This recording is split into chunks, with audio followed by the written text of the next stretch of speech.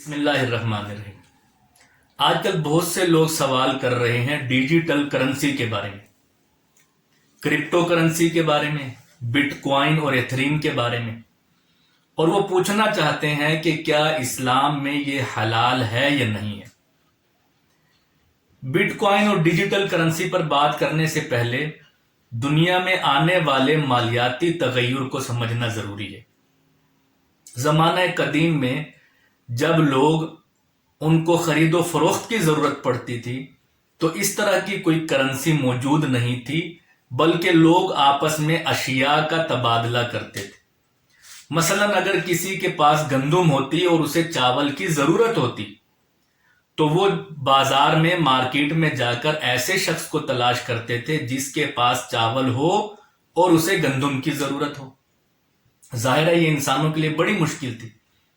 تو زمانہ گزرتا گیا، پھر بالآخر لوگوں نے اشیاء کو مخصوص کر لیا جو ثمن کے طور پر استعمال ہونے لگی، قیمت کے طور پر استعمال ہونے لگی، مثلا چمڑا، لوہا یا کھانے پینے کی کثیر الاستعمال اشیاء۔ پھر زمانہ گزرتا گیا، اس میں کیونکہ لوگوں کے لیے مشکلات تھی تو انسانوں نے سونے اور چاندی کو لین دین میں مال اور ثمن کے طور پر استعمال کرنا شروع کیا۔ لوگ سونے اور چاندی کی اینٹیں، سونے اور چاندی کے برتن، سونے اور چاندی کی اشرفیاں اور درہم وغیرہ وہ اس کے ذریعے سے تجارت کرنے لگے۔ اس میں انسانوں کے لیے کافی آسانی پیدا ہوئی، لیکن پھر بھی مشکل تھی کہ اسفار میں سفروں کے دوران ڈکیتیاں پڑتی، چوریاں ہوتی اور لوگ اپنے مال سے محروم ہو جاتے۔ تو لوگوں نے زمانہ گزرنے کے ساتھ پھر ایک طریقہ اور اختیار کیا کہ وہ اپنا سونا اور چاندی سونار کے پاس رکھوا دیتے اور سونار سے ایک رسید حاصل کرتے۔ پھر جب مارکیٹ میں خرید و فروخت کے لیے جاتے تو وہ رسید کوئی چیز خریدنے کے ساتھ تاجر کو پیش کر دیتے۔ اگر تاجر کو سونار پر اعتماد ہوتا تھا تو وہ رسید لے لیتا تھا اور بعد میں جا کر وہاں سے اپنا سونا یا چاندی نکلوا لیتا۔ یہ وہ پہلا دور ہے کہ جب دنیا میں رسید کے ذریعے سے کرنسی کا تصور پیدا ہوا۔ پھر 16ویں صدی میں بالآخر انسانوں نے یہ سوچا کہ کوئی ایسی کرنسی ہو جس کو اٹھانا بھی آسان ہو، جس میں چوری چکاری کا خدشہ بھی کم ہو۔ تو 17ویں صدی میں سب سے پہلے سویڈن میں کرنسی نوٹ جاری کیا گیا جس کو پیپر کرنسی کہتے ہیں۔ انسانوں کے درمیان یہ کرنسی آئی تو بہت سی آسانیاں آ گئیں، لیکن پھر زمانہ گزرتا گیا، لوگوں نے نوٹ ساتھ اٹھانا، سفر کرنا، اس کو بھی اپنے لیے دقت اور پریشانی کا سبب سمجھا۔ تو پھر زمانہ گزرنے کے ساتھ پلاسٹک کرنسی کا تصور آیا، یعنی ڈیبٹ کارڈ اور کریڈٹ کارڈ کا تصور آیا اور دنیا میں وہ پھیل گیا اور آج دنیا میں رائج ہے۔ 21ویں صدی میں کرنسی کے معاملے میں ایک اور انقلاب برپا ہوا ہے، اور وہ انقلاب 2008 یا 2009 میں امریکہ سے ستوشی نامی ایک فرد نے ڈیجیٹل کرنسی کا تصور پیش کیا اور اس کرنسی کو مارکیٹ میں لانچ کر دیا۔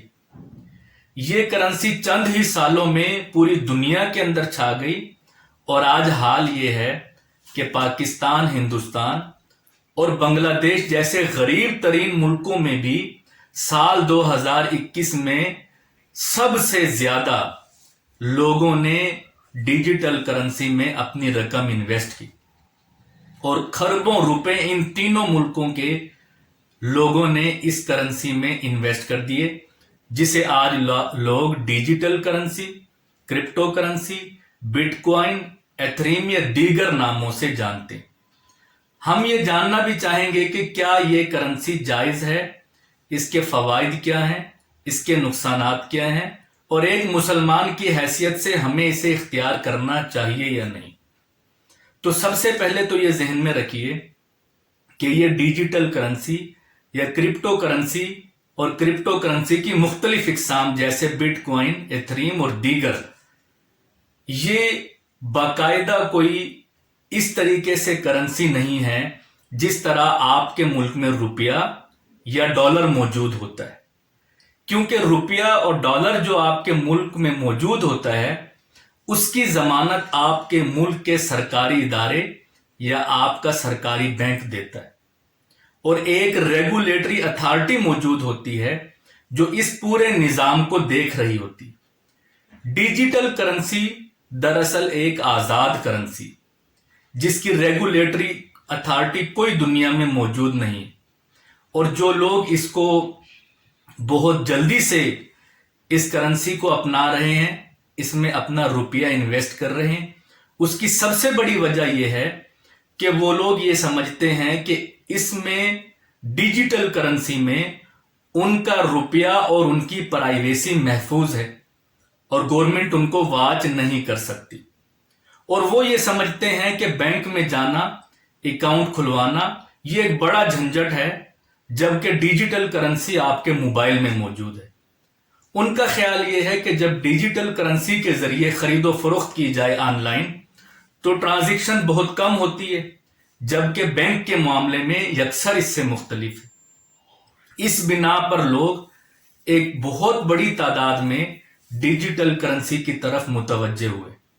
ایک بہت بڑی وجہ یہ ہے کہ لوگ دھڑا دھڑ اپنی رقوم ڈیجیٹل کرنسی میں اس لیے انویسٹ کر رہے ہیں.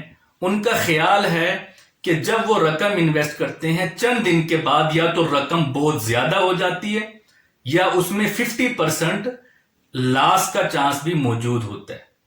یعنی رقم انویسٹ کرنے والے شخص کو یہ معلوم ہوتا ہے کہ یا تو اسے ایک دم بہت بڑا پروفٹ ہوگا یا ایک دم بہت بڑا لاس بھی ہو سکتا ہے. اسی بنا پر بہت سے علماء یہ کہتے ہیں کہ یہ قمار کی اور جوئے کی ایک قسم ہے. مثال کے طور پر پاکستان اور ہندوستان کا میچ ہو اور ایک شخص کہے کہ پاکستان میچ جیتے گا، دوسرا کہے کہ پاکستان ہارے گا، پھر وہ دونوں اپنی اپنی رقم لگا لیں. یہ جوا ہے.